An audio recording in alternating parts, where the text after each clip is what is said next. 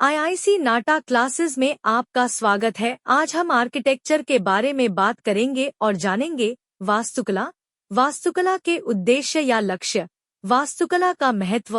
वास्तुकला वह सब कुछ जो किसी पैमाने पर इतनी जगह घेरता है कि उसमें इंसान चल फिर सके, बिल्डिंग कहलाती है। बिल्डिंग बनाने में उपयोगिता, सुरक्षा और अर्थव्यवस्था के विचार को ध्यान में रखा जाता है।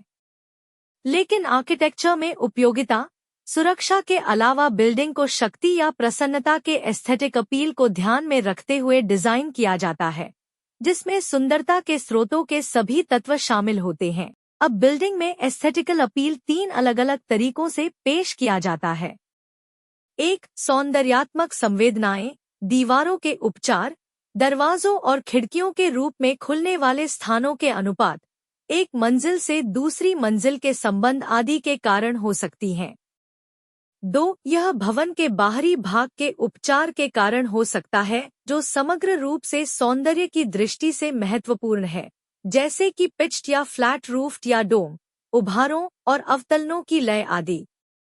3. प्रभाव आंतरिक उपचार, कमरों के अनुक्रम, परिसंचरण आदि।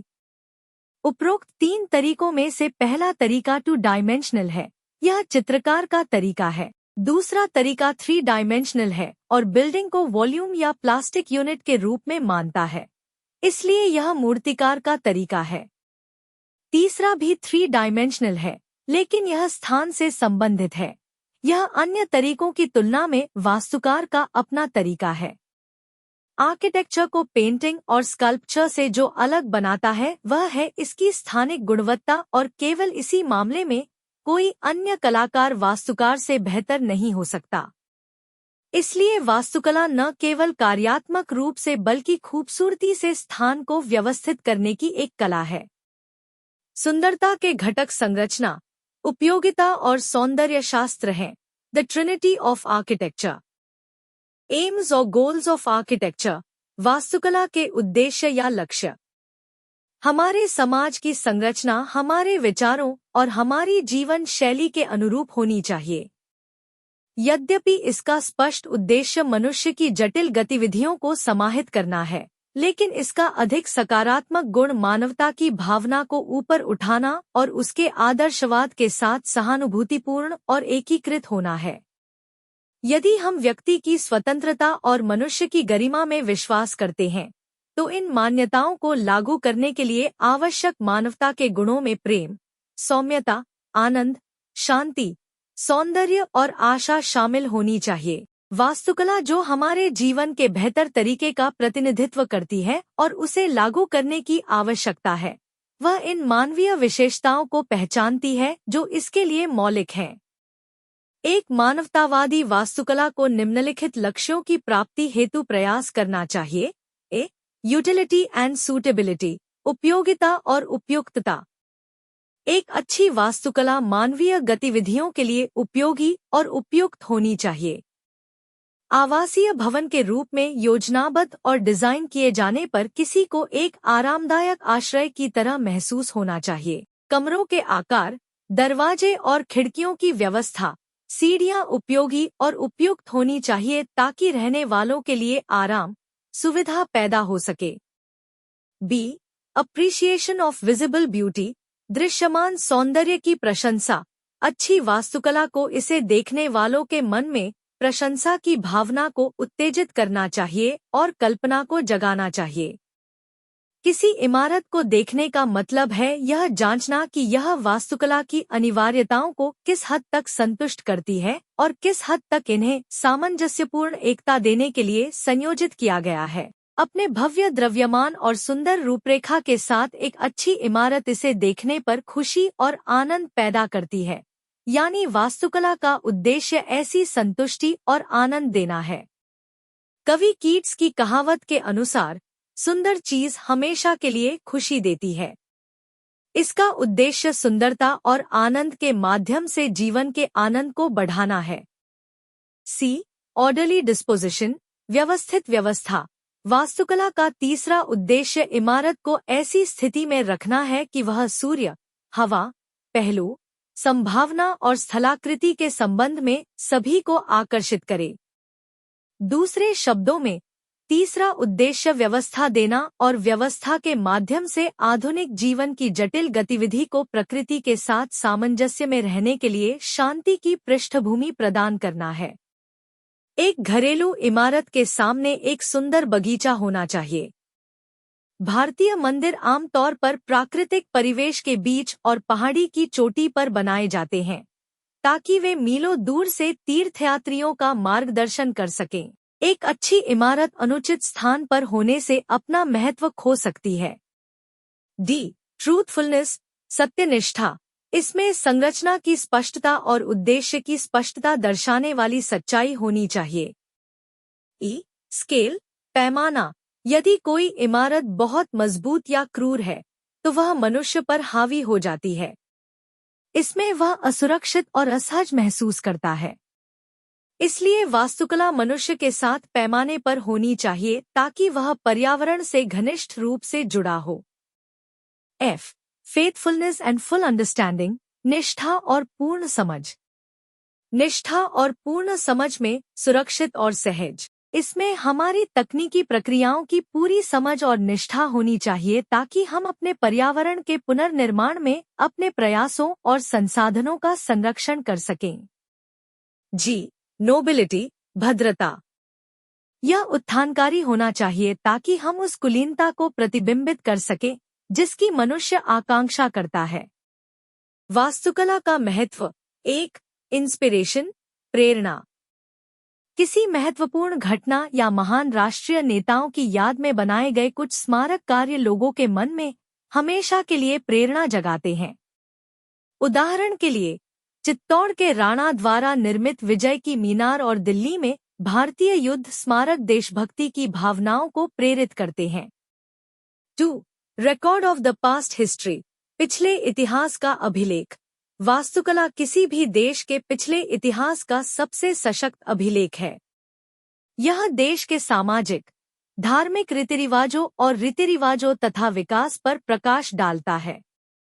किसी भी देश की सभ्यता का विकास वास्तुकला के विकास में परिलक्षित होता है। इसलिए वास्तुकला को सभी युगों का मुद्रणयंत्र माना जाता है और यह उस समाज की स्थिति का इतिहास बताता है जिसमें इसे स्थापित किया गया था। वास्तुकला केवल रूप और शैली के इतिहास से कहीं अधिक है। यह सांस्कृतिक और पर्यावरणीय कारकों का उत्पाद है और उन लोगों के जीवन के तरीके की अभिव्यक्ति है जिनके लिए इसे बनाया गया है। इसलिए वास्तुकला को कभी-कभी सभ्यता का मैट्रिक्स कहा जाता है। 3. ललित कला के रूप में वास्तुकला। कोई भी मानवीय गतिविधि जिसमें सौंदर्य के उत्पादन की दिशा में कौशल का उपयोग किया जाता है, उसे कला माना जाता है। कला स्थिर और गतिशील दोनों होती है। स्थिर कला क्रम और अनुपात में आनंद देती है। यह स्थान से संबंधित है और बेहतरीन वास्तुकला और पेंटिंग में परिणत होती है। गतिशील कला गति और लय में आनंद देती है। यह समय से संबंधित है और संगीत, कविता और नृत्य में परिणत होती है। पेंटिंग और नृत्य आंखों को आकर्षित करते हैं, जबकि संगीत कानों को और कविता मन को आकर्षित करती है। वास्तुकला सभी दृश्य कलाओं में सबसे व्यापक है और इसे अन्य कलाओं पर श्रेष्ठता का दावा करने का अधिकार है, क्योंकि यह इन सभी संकायों और सुंदरियों को एक सुंदर इमारत में आत्मसात और अनुवादित करती है। 4. वास्तुकला सभी कलाओं की जननी है।